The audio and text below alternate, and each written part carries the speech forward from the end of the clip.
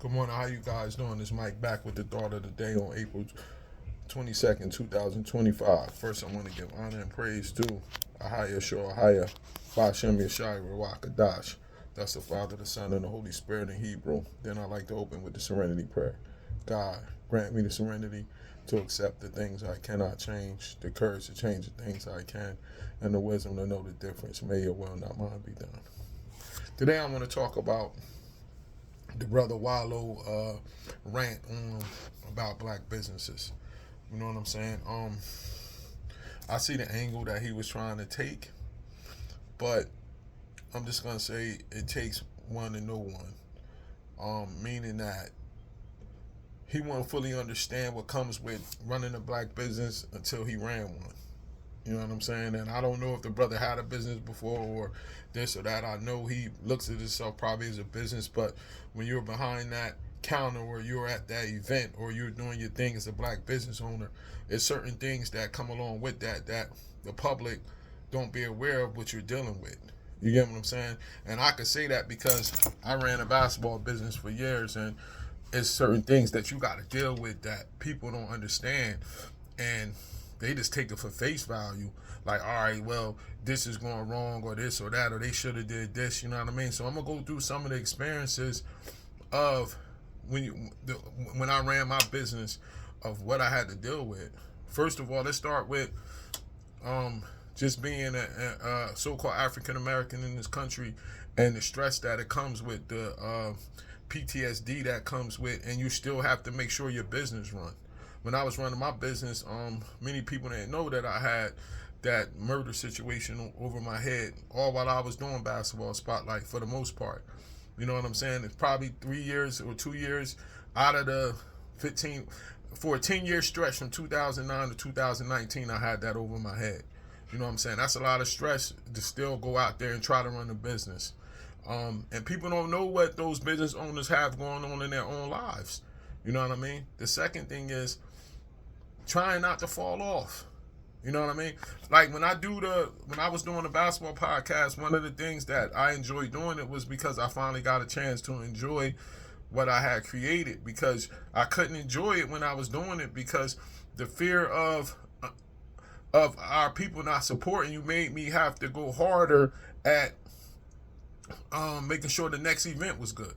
So as soon as the tip-off classic was over, I couldn't celebrate. I couldn't do that. I had to get ready for the Clash of the Cup.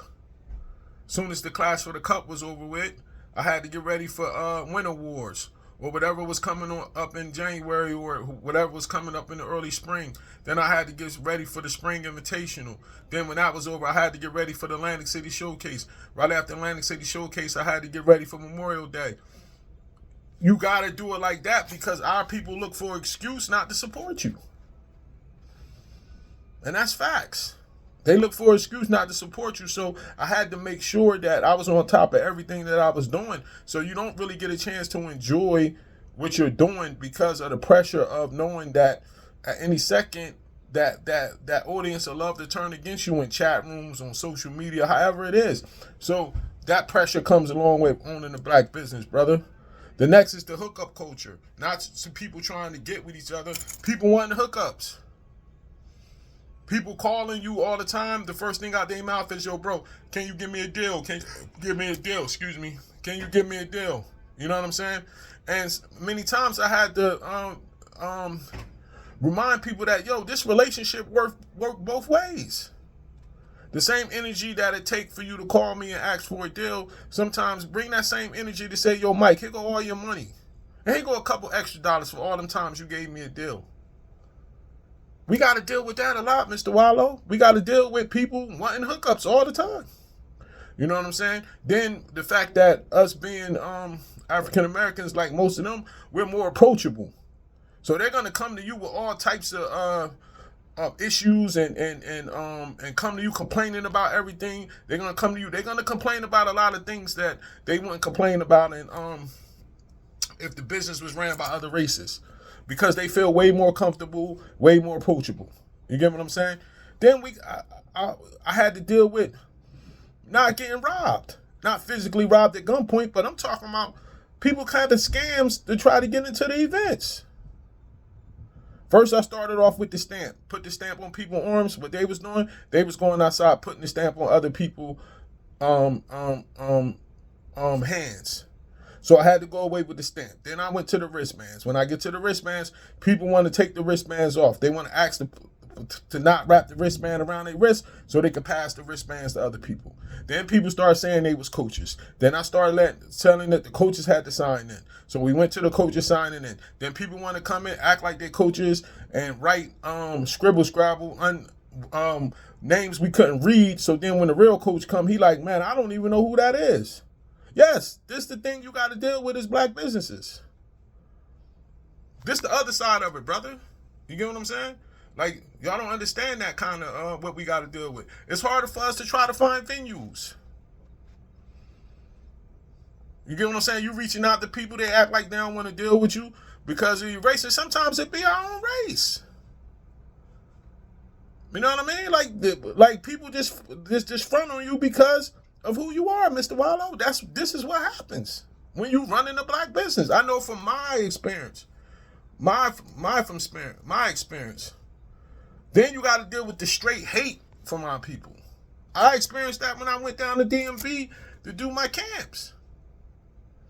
There were certain dudes down there that run big AAU programs. They forced together to try to drive me out of there. I wasn't doing nothing to them. They wasn't even doing camps. But the fact that I was a business owner and I was a brother and I was a black and I came down to their territory, can't no brother come down here and do that.